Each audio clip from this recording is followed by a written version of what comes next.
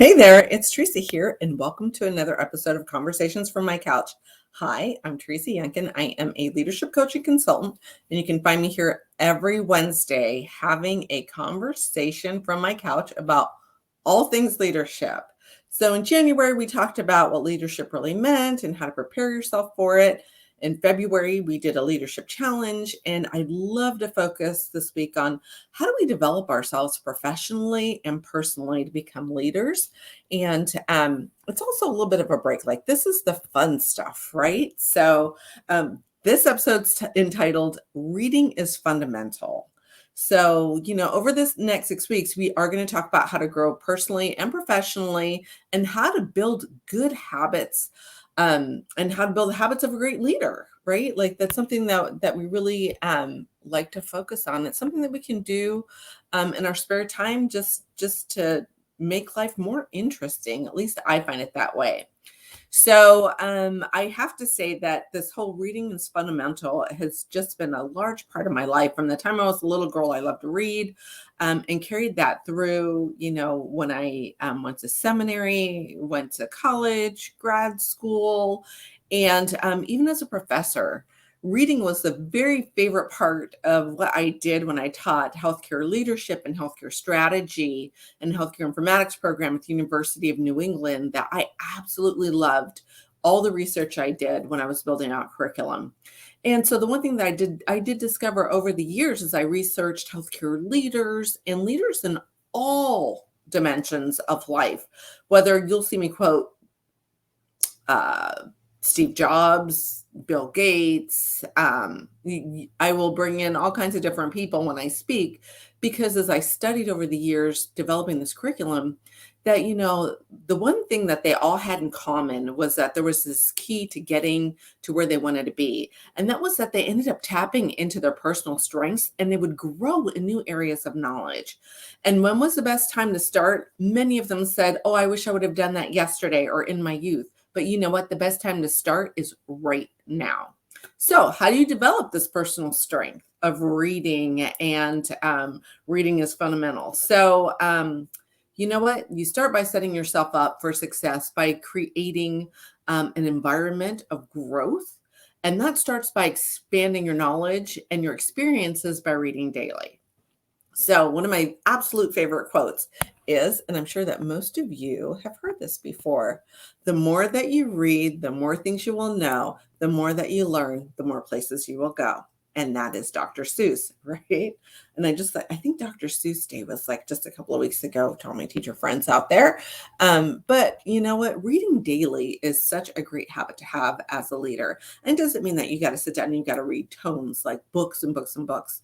Just pick up a book on something that you want to learn about business advice or any topic that interests you, because the more you read, the better prepared you're going to be to contribute to any discussion.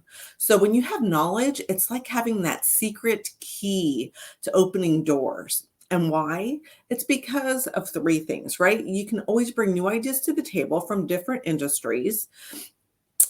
Because when you start to read, you start to assimilate new information into your own experiences. For example, when I read about, I have to think about like this, right? And we'll talk about this later. But one of my favorite books to read was, and I still do, Start with Why with Simon Sinek. I read it every now and then because you know what? My why, and I've talked about this before, is my personal goal to help other people, and especially young leaders, bring themselves up and learn new things, and just to refresh and for people to reignite their passion in what they're doing. So I always go back with Start with Why. When I start to feel bogged down, when I start to feel like my teams are not connecting in some sort of way, I always go back to that book and read it and figure out what's the best way to message it. How do I engage my team in their why? So that is one of my favorite books ever. But you can start to bring, when I read that, then my mind starts to create new scenarios and I bring in experiences of what's happening now within a team. And I bring it together, and then I can speak more knowledgeably about it, right? the other thing too is that you can always contribute to a conversation, and you'll always be able to reference a credible source when you're engaging in small talk, right? Everybody has opinions, but if you can have an opinion and then have it backed up by somebody else, like another great thinker in this world, it really lends credibility to the things that you say. And that is a tip as we start to go back out into the world of conferences and the world of networking. And number three, just having that knowledge at the forefront of your mind when you're reading and you've been like kind of getting those creative juices going in leadership, whether it's creating strategy, creating tactics for your team, like steps to do, that creativity really comes up. And then you become a little bit more adept and a little more articulate as a communicator. Lastly, the activity of reading does not have to always be a business book. No, it can be one of the great works of literature, or it can just be a novel for fun. Like reading helps us to improve our empathy, and it also helps us to uncover the ability to read social cues as we become involved in a character's life. Meaning that, as you read a book and you see how people interact, and you think to yourself, oh, wow, that's why they did that. Like it just gives us a little bit of a clue. Like I said, I love reading. I've always loved reading. I've always found that it expands my sphere of knowledge, influence, and always keeps me excited about the things that I do. So I will confess that I have over 500 books in my Audible list, and my general pattern is to do one business book, one fun book, and one book from literature.